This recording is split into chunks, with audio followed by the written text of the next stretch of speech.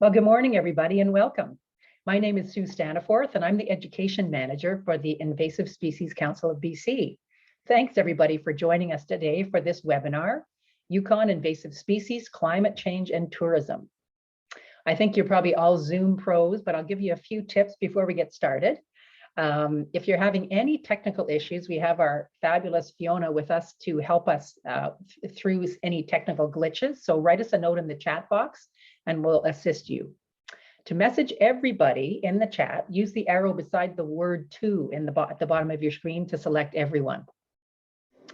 If you have a question during the presentation, type it into the Q&A box at the bottom of your screen. This is a bit different than the chat box. And what it allows you to do is it allows you to see all the questions and then upvote the questions by clicking on the thumbs up button beside the question. So it moves it up the list if you see your question in there already.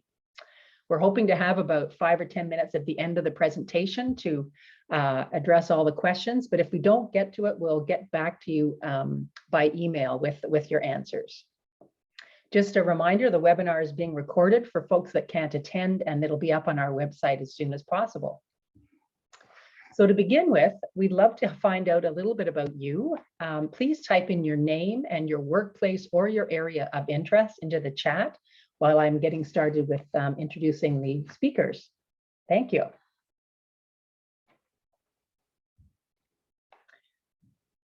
So I'd like to first pass the microphone over to Shona McCringle, and she's the Executive Director of the Yukon Invasive Species Council, who we've partnered with for this event. Thanks so much, Shona. I'll pass it over to you to do a brief intro. Hey everyone, my name's Shona, as we all have heard. I'm the very fresh Executive Director for the Yukon Invasive Species Council. I'll tell you guys a little bit about us. YISC is an impact-driven NGO working on the management of invasive species for the benefit of Yukon's ecosystems, cultures, and economic activities. Our main focus is on prevention, as it is by far the most cost-effective way to deal with invasive species. And so that's a very short intro of what we do. Come see us on our website, yukoninvasives.com. If ever you have any questions, we have so many resources available there because we try to be the go-to place for invasive species in the Yukon. That's it for me for today. Thank you. Thanks, Shona, and thanks so much for inviting us. It's great to have this partnership happening. So I'd like to now introduce our two speakers, ISCBC's Ruby Banway and Calvin Samus. A champion of ocean conservation, Ruby has explored many marine environments beneath the surface from the Salish Sea to the Arctic Ocean. As our community science lead, Ruby encourages biodiversity protection and fosters lasting relationships with nature while supporting accessibility in conservation. Great to have you, Ruby. Calvin. So Calvin Samus joins us as ISCBC's Tourism Resource Coordinator. He's an avid fisherman with a real passion for protecting the great outdoors. Calvin works directly with the tourism industry in BC, developing programming and courses to foster awareness and action with staff and clients to protect BC's amazing ecosystems from the impacts of invasive species. Thanks, you two. I'll turn the mic over to you both. Thanks very much, Sue, for the great introduction. I'm going to go ahead and just share my screen here.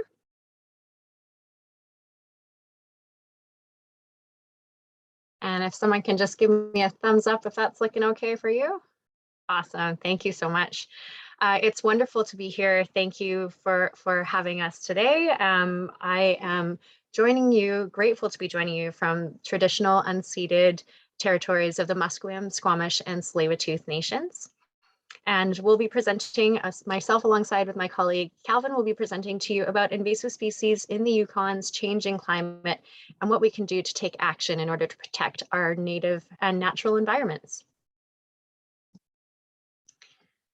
So just a little bit about myself. My name is Ruby Banwait, as you've heard. I'm fairly new to the invasive species world, if I can say that. I've been with the Invasive Species Council of BC for just over a year now. So this is a new experience for me, but one that I'm very passionate about and happy to be joining such an incredible community of people that are protecting biodiversity. And then I'll turn it over to Calvin to introduce himself. Hey everybody, so my name is Cal Samus. I'm the tourism coordinator for the council. So like Sue said, I'm extremely happy to be here. I'm an avid fisherman, so to be actually working on something that protects the things that I like to enjoy is huge. It means the world to me. So I've been with the council for just under a year, so I'm fairly new to the invasive species world as well.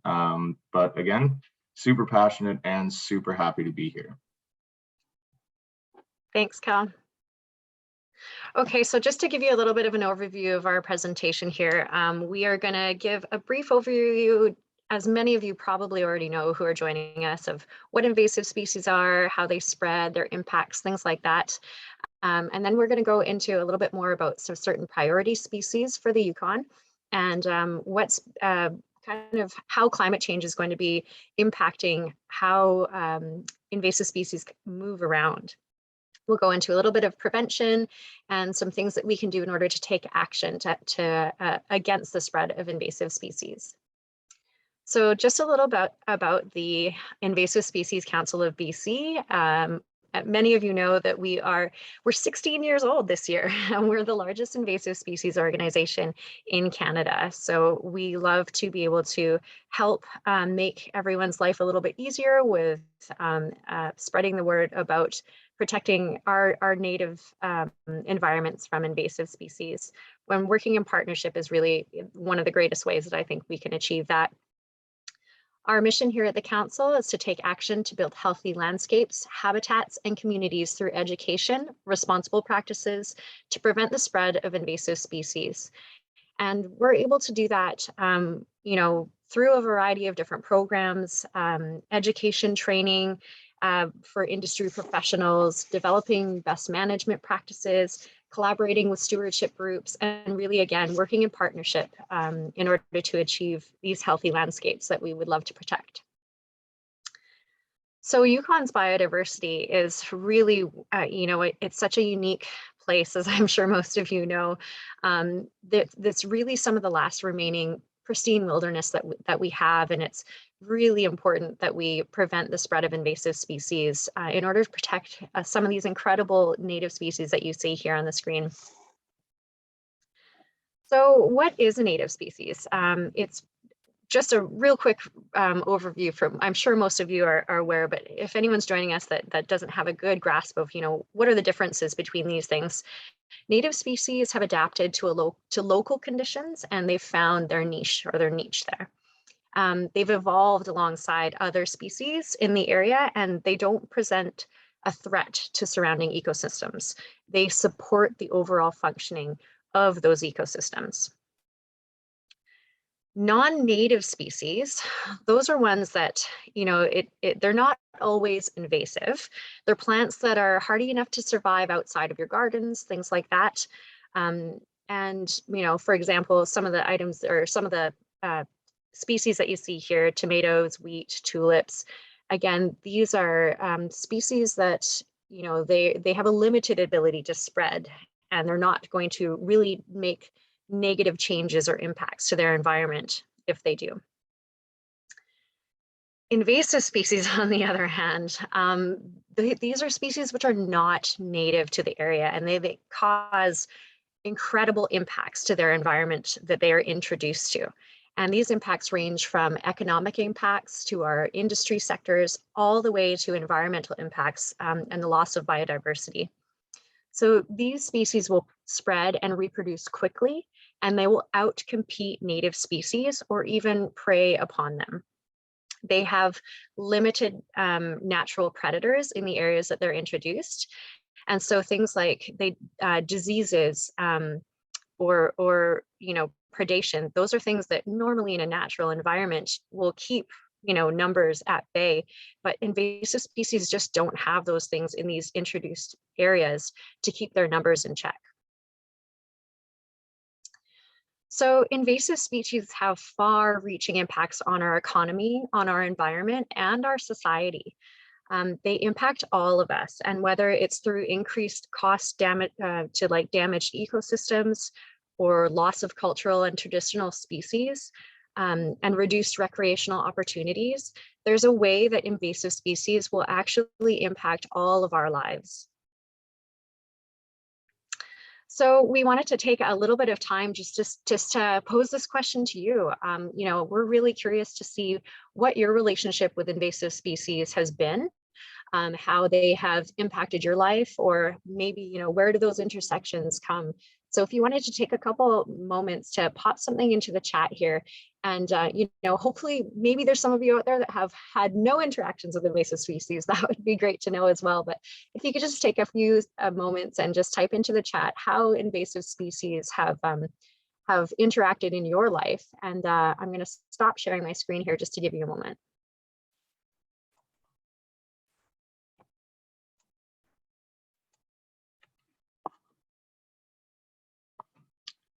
Okay. Well, happy to be here again. So I wanted to start things off on my end, getting into invasive species with a quote that was provided to ISCBC from one of my family friends and my personal mentor, Gord Pizer. So he's been a writer for Outdoor Canada for decades now, and he's spent his life educating others about the importance of protecting and conserving our fisheries through responsible practices. So as he says here in this quote provided to ISCBC, the future of fishing is in our hands, and really he couldn't be more correct about that. And I mean, that applies to everything, every natural resource that we use, especially now with globalization. We have a duty to those natural areas that we use for our enjoyment to be responsible with all of our action.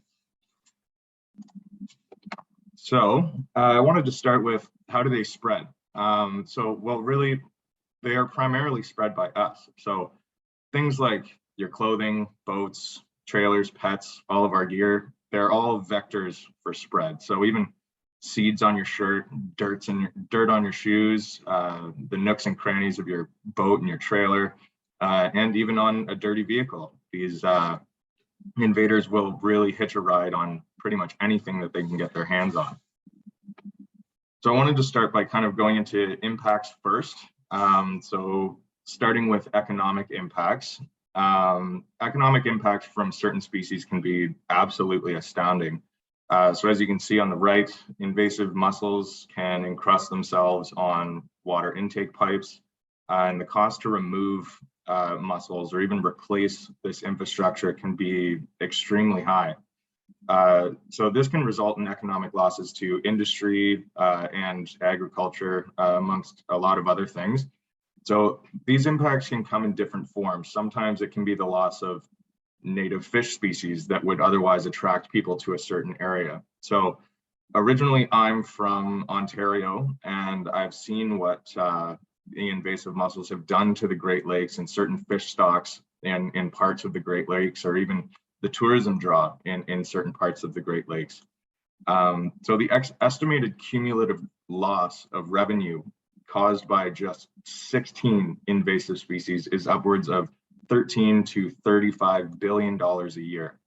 And in terms of agriculture and forestry, the resulting losses are about $7.5 billion every single year. So probably the most detrimental of all the impacts by invasive species is to the environment. So we see that invasive species can outcompete native species and even prey upon them. They alter the habitats they are introduced to and destroy biodiversity in the process.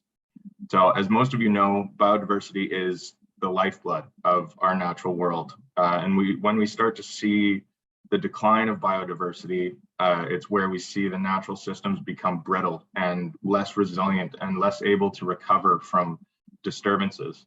So this is the bottom of the pyramid for our natural world. And the scary part about these environmental impacts is that for the most part, they go unnoticed until it's truly too late.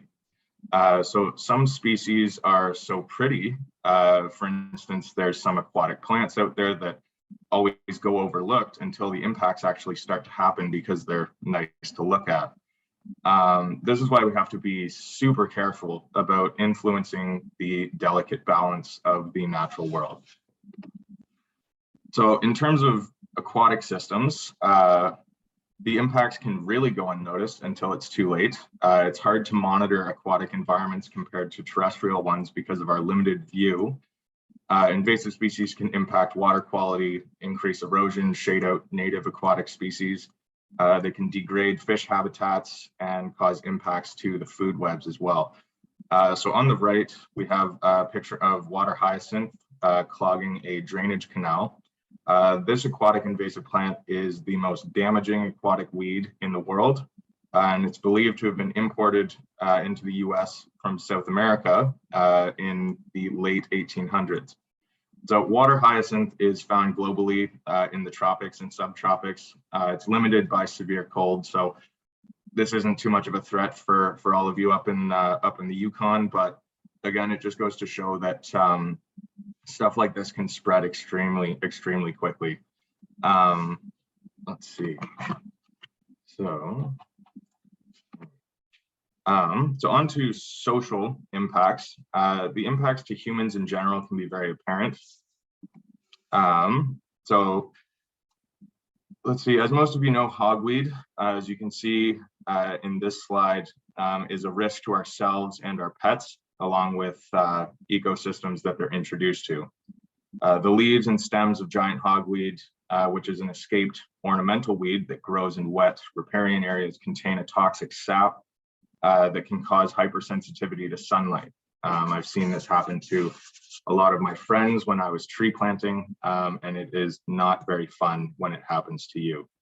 So it results in burns, blisters, scarring, and WorkSafe BC has issued a toxic plant warning for this plant.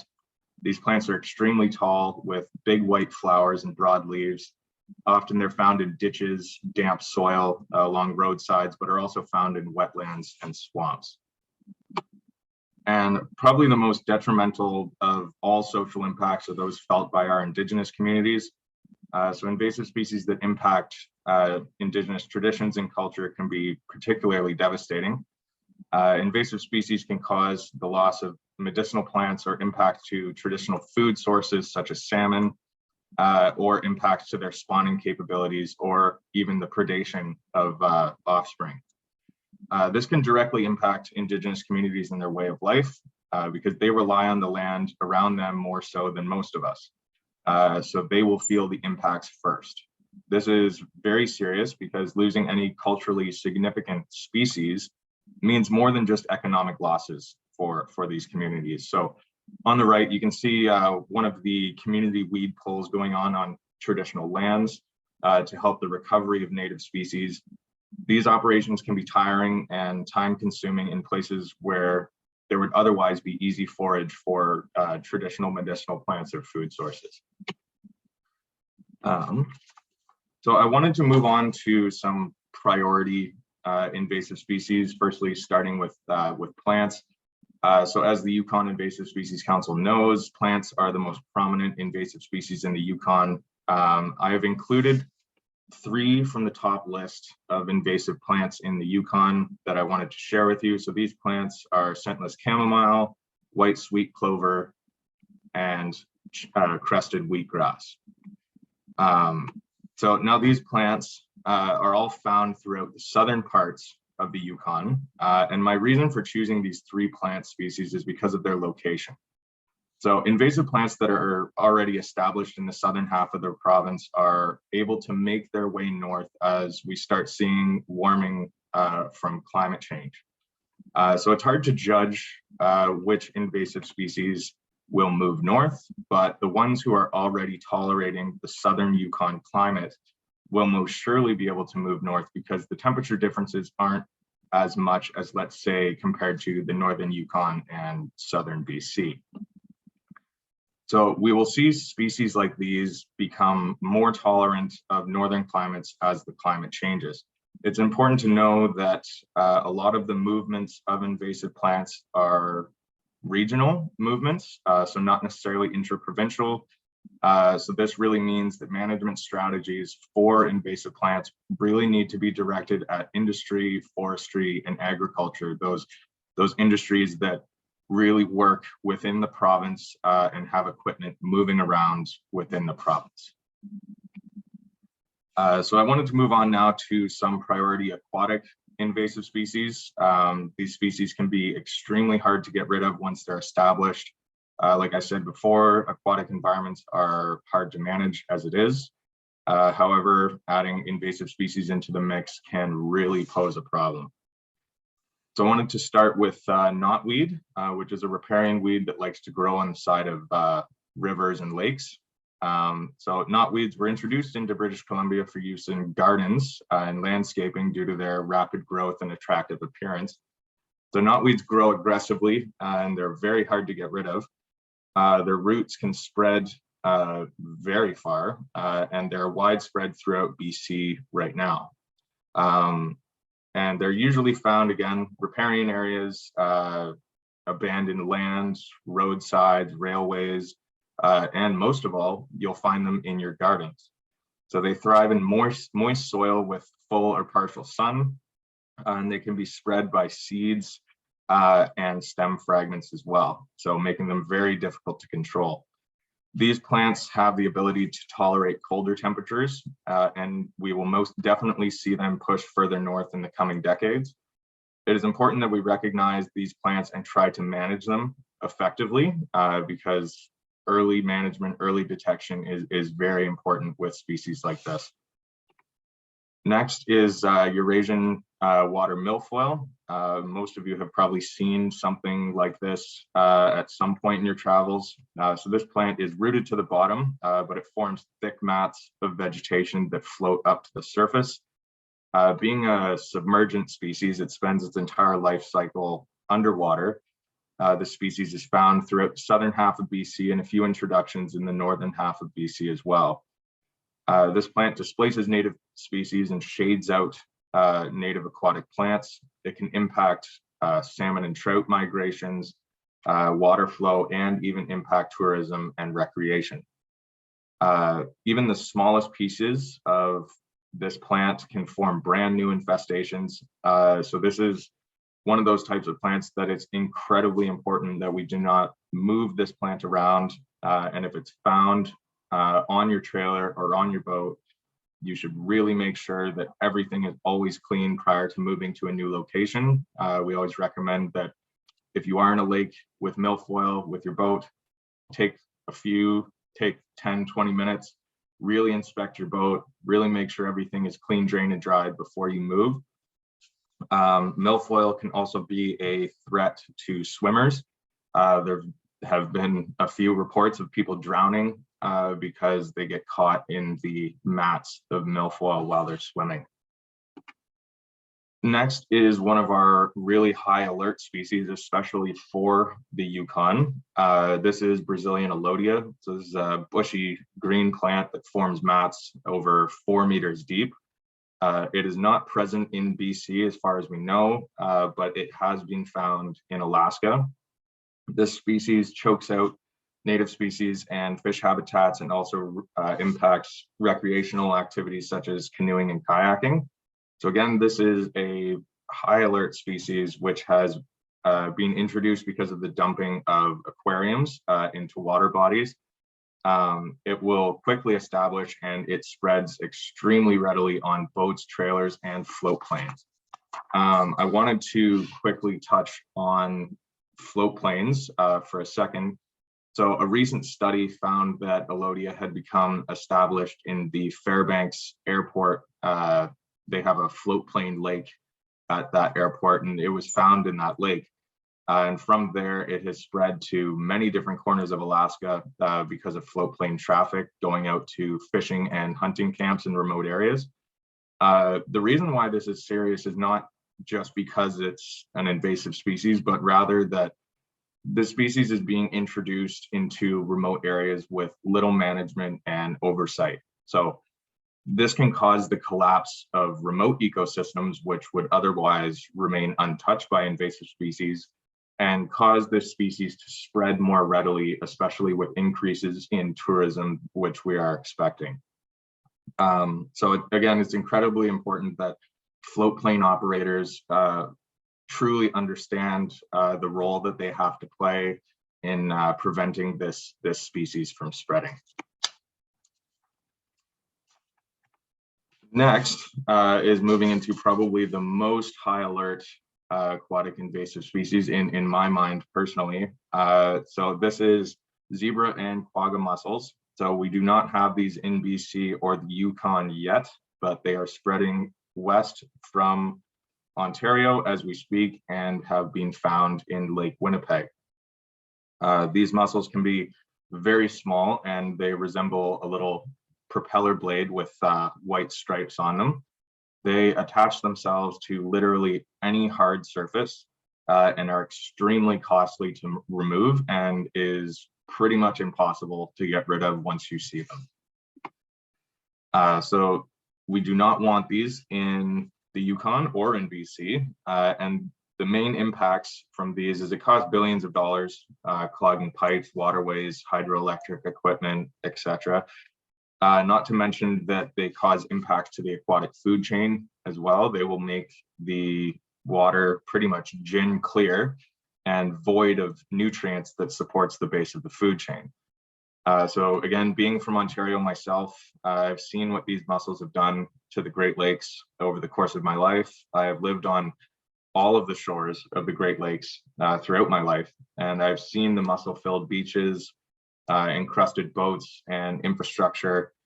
If we got these in BC or the Yukon, the economic losses would be astounding. So one thing I always like to say is that if a lot of these wealthy tourists with boats were to find that their favorite lake had been infested with mussels and they were starting to see it on their boats and stuff like that, they would probably just leave. And you would find that having that loss of revenue coming into our communities that rely on tourism would be absolutely devastating. So I wanted to quickly go into this picture. So this is a picture of the Yukon Watershed. So as you can see, it's connected all the way from the southern Yukon all the way up to the northern Yukon and all the way west to the Bering Sea. So let's say we were to get invasive mussels or something like that in the headwaters of the Yukon River. They would spread extremely quickly down the river, and this means impacts for more than just the Yukon because invasive species don't recognize borders. We've seen that in every single case. So again, if we got these at the headwaters of the Yukon River, it would be absolutely devastating for Alaska as well. So now I wanted to move into my favorite section of this, which is invasive fish. So invasive fish, they're transported by people pretty much every single time. Least likely is a change in watershed mechanics, which might happen like every 10,000 years or something like that. But invasive fish, they're predominantly moved around by people. So intentional introduction by anglers and boaters, or even people dumping their bait fish in lakes after they're done fishing. So going into a few invasive fish species out there, starting with smallmouth and largemouth bass. So these guys are extremely heavy hitters when it comes to fish. They can tolerate an insane amount of water conditions. They can live in crystal clear water, or they can live in weedy mud puddles pretty much, but they will eat anything that fits in their mouth. And they're a very tough fish that has no natural predators other than maybe northern pike, which is found in some parts of the Yukon. Again, largemouth bass, very similar to smallmouth bass. There's only one really distinguishing feature between the two, and that's the size of the mouth. They're usually fairly close in size, with some big ones or small ones being on the periphery. I find myself that largemouth bass tends to be a little bit more green, but it does depend on where you are. And again, when it comes to these two species, they are a very attractive species for anglers. They fight really well. And we have found that people do introduce bass into small ponds, not knowing that the drainage of those ponds can leak into rivers, which harbor salmon and trout populations. Next is another popular fish for anglers, which is yellow perch.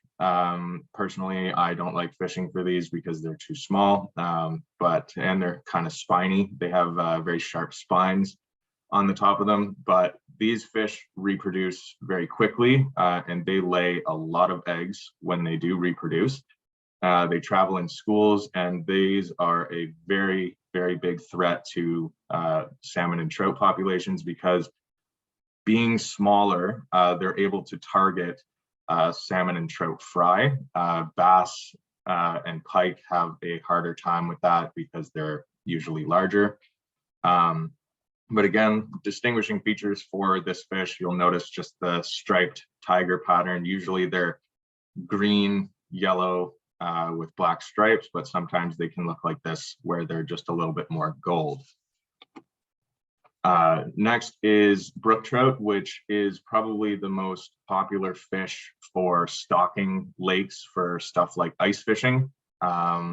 These are my favorite fish to catch for a numerous amount of reasons, but they are a voracious predator. And Gord Pizer, from the quote earlier, he always liked to tell me that brook trout are like teenagers. They just don't stop eating. But they're a very pretty fish. And again, people love to stock their own lakes per se with fish like this that they enjoy catching, so they don't have to go as far to have that same enjoyment.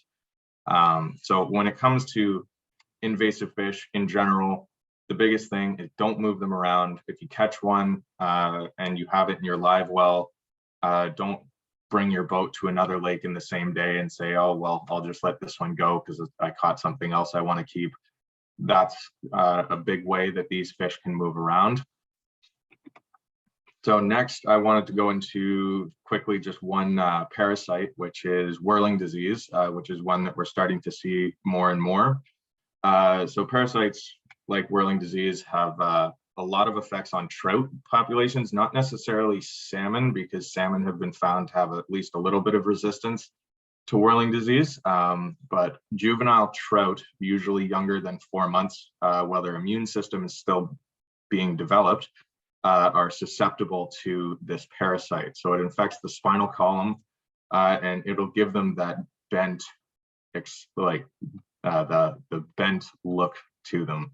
It'll also give the young ones black tails in some cases, but probably the two most identifying features of this parasite is the erratic swimming patterns and the bent spine.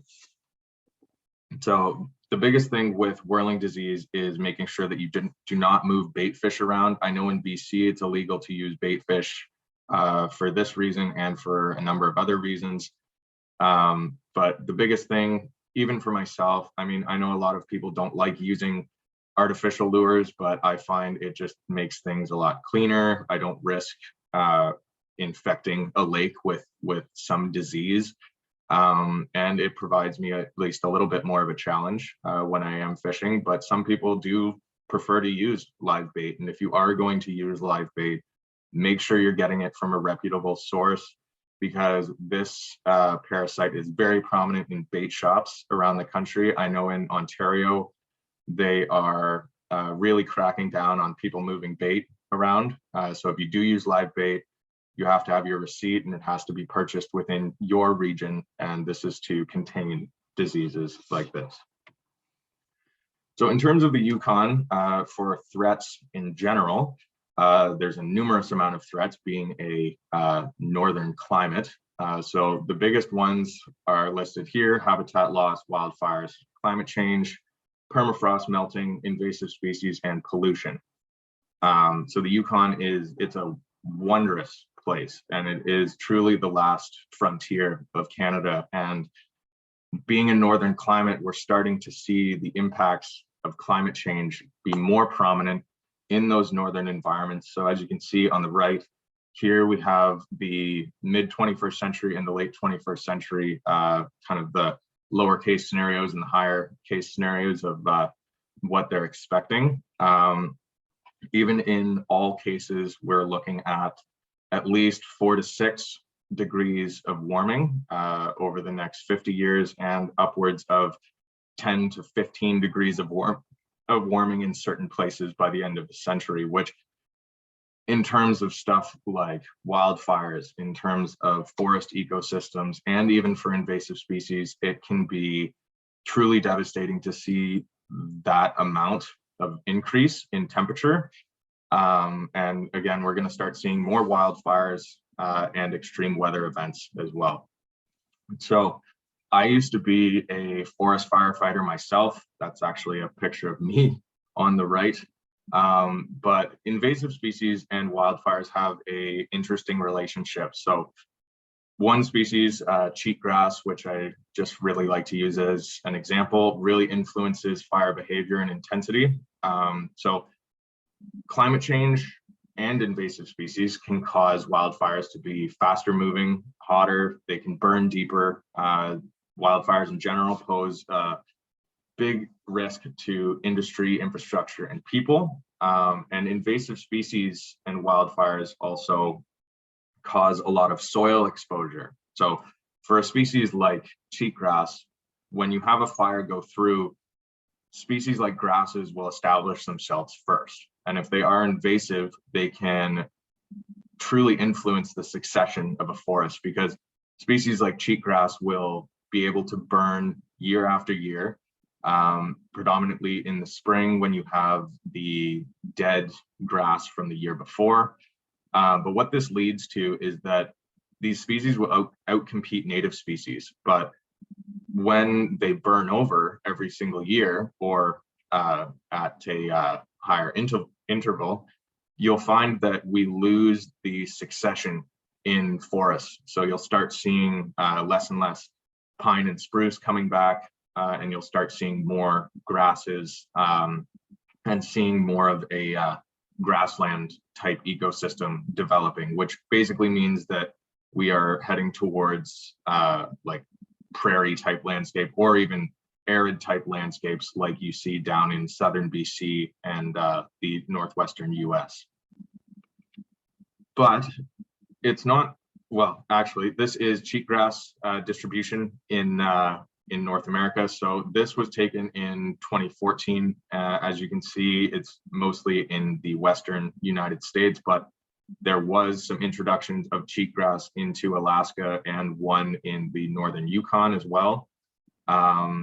Again, this is from 2014, so this map is nowhere near accurate, because they are, well, cheatgrass is spread a lot further than what it shows, because we do have cheatgrass in a lot of places in BC. And I'd imagine that it is spreading up in Alaska and probably towards the Yukon as well. So this is a very high alert species to look out for. I definitely recommend looking at this and any other fire tolerant grasses and weeds that might be able to establish themselves very, very quickly after a fire rolls through. But the weather isn't necessarily just getting hotter and drier. In some places, it's getting wetter. And invasive species have a huge role to play in erosion, some of them. So on the right here, we have Healayan balsam, or otherwise known as policeman's helmet, which infests the side of rivers and in damp areas. And what this does is, in the fall, when these plants die, and they kind of decompose and get rid of themselves really quickly, which exposes soil to things like heavy rain or runoff from snowmelt in the spring. So this changes riverbanks, and excessive amounts of erosion impacts salmon species and trout species as well, because like we saw here over Christmas after the salmon had spawned, we had the floods, which caused a bunch of landslides on the Chilliwack River, and we saw a decent portion of these salmon spawning beds be either completely covered or completely washed away. So species like this can really exacerbate the effects of climate change.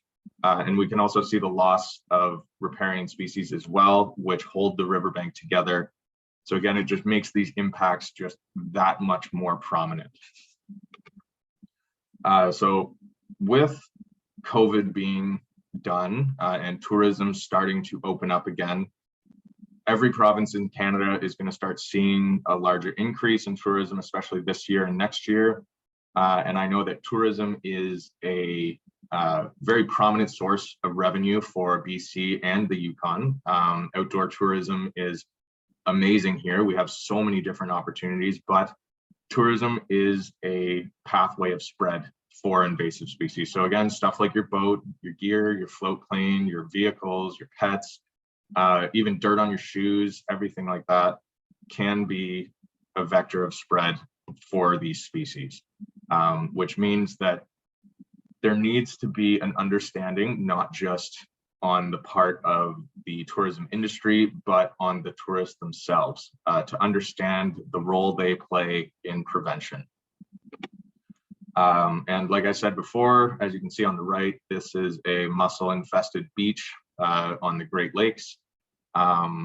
They smell, it's gross, and it basically reduces the tourism draw for certain areas. Or you can see puncture vines on a bike trail, which again, it just makes these areas less appealing for tourists.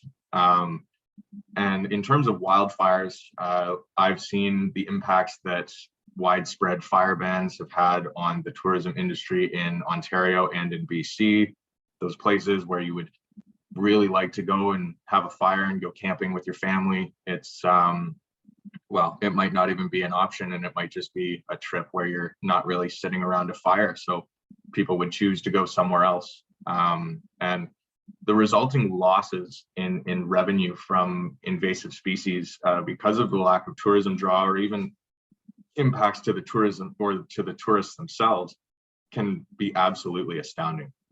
So again, we have to be extremely careful about how tourists are moving these things around and how we manage these recreational areas as well. So I wanted to pass it back off to Ruby, and she is going to go into what we can do in terms of prevention to keep these invasive species from spreading. Thank you so much, Calvin. That was a lot of really staggering information to share. So let me just share my screen here again. I think that there is the great part is that there is a lot that we can do, and things don't have to be quite as daunting. It feels like some of those big changes, like, wow, how do we stop climate change? Well, you know, we can definitely contribute through some smaller actions in order to prevent how invasive species move around. And it's so true that all of us can play a part in that prevention and that management. So one of the great initiatives that I'm hoping that most people here have heard about is Play, Clean, Go. So we really would love for this to become a household idea and a household mantra, so that whenever we're going out and recreating in our natural spaces across the province, we're being diligent about making sure that we're having a good time, but we're also cleaning up our gear and preventing the spread of invasive species from one area to another. So we really want to try to encourage people to clean off your gear before you head to a new area. And sometimes that does mean, if you can do so before you even get in your car and drive away, you're really going to help prevent moving invasive species from one environment to the next one when you decide to go to a new area. So things to really keep an eye out for is, you know, your boots, your tires, making sure you're shaking off your clothing. You know, you can use great like boot brushes. You can use old brushes that you use for the dishes or things like that. You know, find ways to repurpose some things to clean off some of that gear. One thing that a lot of people don't necessarily think of is your pets. sometimes pets can also carry invasive species on them. They love to, run around in our natural spaces as well. And they can pick up things on their fur, on their coats, and in their getting stuck in between their paws. Seeds and things can get stuck in between their paws. So making sure that you're giving yourself and your pets a really good look over and a good clean over before you head to a new area. So that the play clean goes kind of the terrestrial mantra, and then here we have our kind of aquatic mantra, which is clean, drain, dry. And so we want to make sure that in that same respect, before you're moving to a new water body, that you are doing a really good job of cleaning off your gear.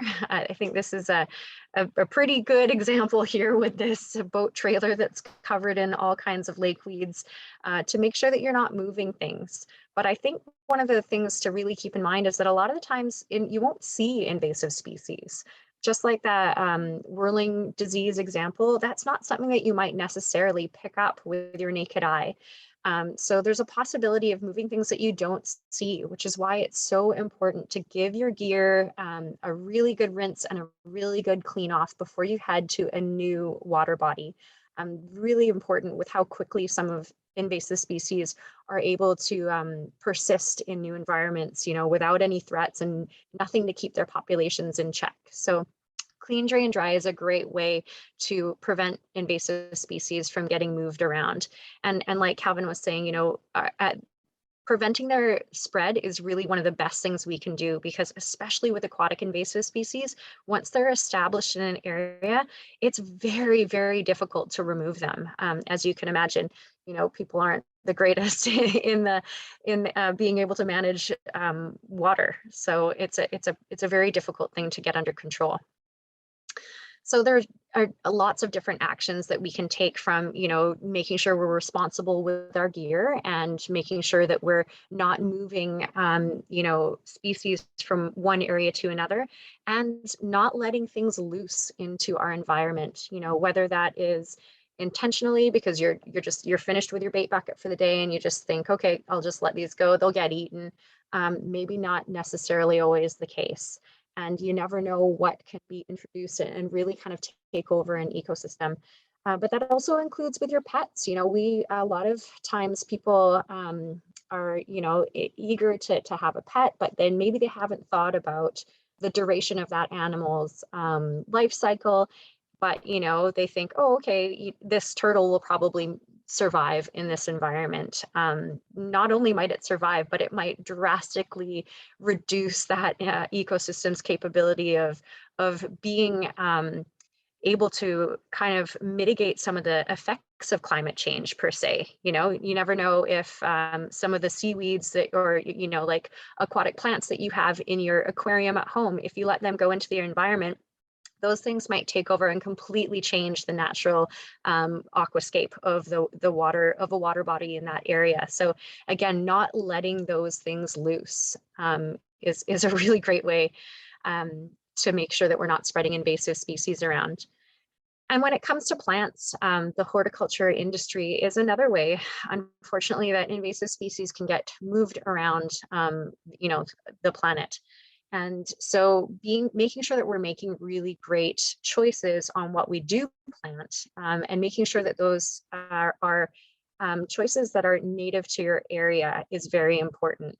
So our PlantWise program here in BC is really great about giving people alternatives, because like Cal was saying, a lot of invasive plants have been brought into an area because they are very beautiful. But there's always something within your native environment and your natural ecosystem that you can find that might be a good alternative than any invasive species that you might bring into an area, not knowing just how detrimental they can be. So making sure you really research plants that you want to have in your area. One of the really great ways that we can make sure that we are contributing to a body of information that can help scientists and policymakers to manage invasive species, though, is to get out into the environment and to interact with it. Know what looks normal and what species are, native and natural to your area, so that if you see something out of place, you really have a good handle on like, wow, I've never really seen that plant here before. I'm not sure if it should be here. We have in BC a Report Invasives app that is a way for us to kind of alert our provincial management to species that are out of place and shouldn't be here. And then we also have been utilizing the iNaturalist app. I hope that some of you are familiar with iNaturalist. Both of these apps are free, but they're great ways to just observe nature. So it's something that you can utilize for native species or invasive species. And again, just it can connect you with a whole community of people that are knowledgeable about what these species might be. So it's also a great tool for figuring out how to identify something. You can upload images of species that you're seeing in your environment, on your walk, on your hike, things like that.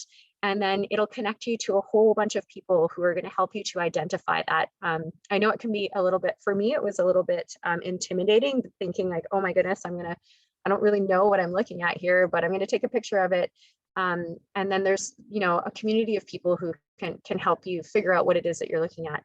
And this information can be utilized in great ways to help us keep tabs on what's happening in different areas.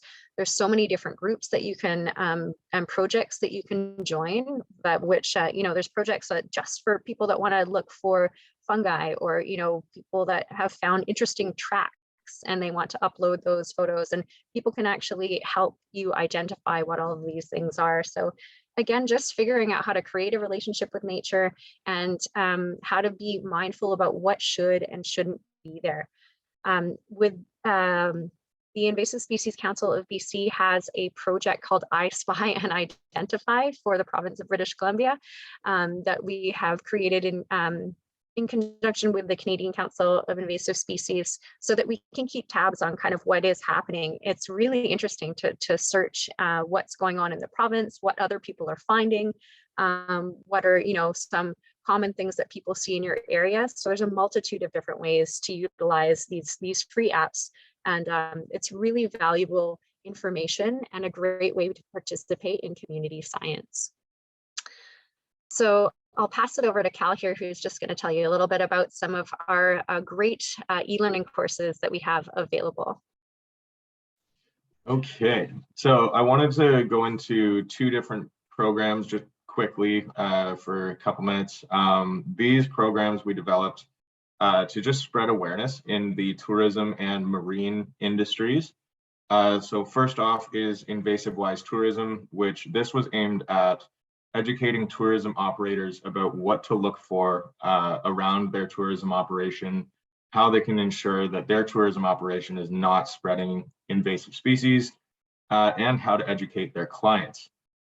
So we give them the tools to help practice prevention, how to ID and report, and tons of other resources that can really help them in the fight against invasive species.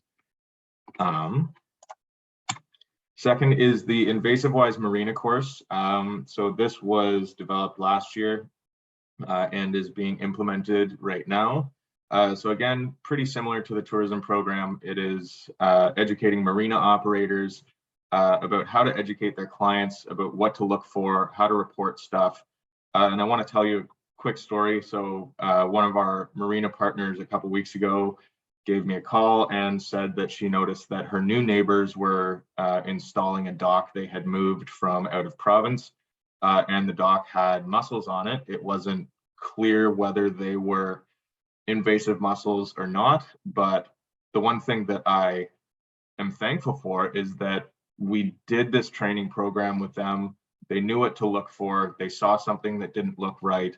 They immediately reported it, and within 2 hours, we had conservation officers on scene, making sure that there wasn't going to be an unintentional introduction of mussels or any other aquatic invasive species into BC. So that's what these programs are here to do. Again, spreading awareness is huge. That is the starting point for prevention. It's the same with anything. You're not going to be able to solve a problem unless you know how to identify the problem. So this is kind of a recommendation in a way. I'm not too sure if the Yukon Invasive Species Council has anything like this going right now, but these are pretty cool programs to incorporate. We would gladly love to do some cross-province collaboration on stuff like this, because I think, again, invasive species don't know borders. So if we're able to do anything to help out with stuff like this in the Yukon, we would love to do it. I would love to do it. And with that, I want to say thank you on behalf of ISCBC for joining this webinar. Again, it's amazing to be working on trying to protect the great outdoors. For me, I get to protect the places that I'm passionate about. And again, feel free to reach out to me at any point. My contact information is at the bottom there. Feel free to shoot me an email if you ever have any questions, or if you think there's room to collaborate on something. And with that, I'll pass it off to Sue for some questions. Hey, thanks, Cal, and thanks, Ruby, for such a great presentation. Lots of fabulous information, and we have a bit of time for questions. Just a reminder, please use the Q&A box at the bottom of your screen to pop your questions into there. And I might bring Shona back on screen as well, because she's our Yukon Pro to answer some of these questions. So folks, just a reminder, pop your questions into the Q&A, and we had about 5 or 6 minutes to go through them. So the first question is from Laura Cottle, and she's asking, what about reed canary grass? Does it also increase fire hazard similarly to cheatgrass? And I can throw that one out to anybody who wants to answer it. Cal, have you had experience with reed canary grass? I know there is some of it in Ontario. Yeah. Let me see. How about Shona? Do you know this plant, Shona? I'm imagining, just given that it has a grass head and a lot of vegetation that can dry out as the summer goes on, that it would be a similar issue. Yeah, like I said, the majority of grass fires, at least in Ontario, were predominantly in the spring, and that was because you have all the dead grass that had been covered by snow all winter, and then when the sun starts to heat up in the spring, the grasses are what dry out first. So in Ontario, it's like grass fires are not necessarily like a huge threat in the spring, but again, they can move super fast. And if you are going to be injured by a fire, it's probably going to be a grass fire because they're very hard to outrun. But yeah, I think that any type of grass out there that has the like dead stuff in the spring from the previous year can always be a danger. Thanks, Cal. Yeah, and Laura was just saying that it grows very tall as well, so just a lot of vegetation that could catch on fire. There was a message about berries, but I think it's lost somehow on the Q&A. No, it's in the answered section because I just put in a note. I didn't realize it was in a sorted way because it's still a question. Yeah. Oh, I'm sorry. Good call, Shona. Yeah, about invasive species that impact Yukon berries. That's it. It's a good question. And, I'm imagining that a lot of the invasive plants, even the ones we talked about, like scentless chamomile, could overgrow berry patches or make them, less productive. But be interesting to know about other ones, and even some fungus that might impact berries. Dave Holden is asking, always wondering about the climatic suitability match, but things like spotted wing Drosophila, brown marmorated stink bug, and blueberry maggot could be issues for berries. Thanks for that, Dave. Dave is our great entomologist expert. So that's really helpful and also kind of scary.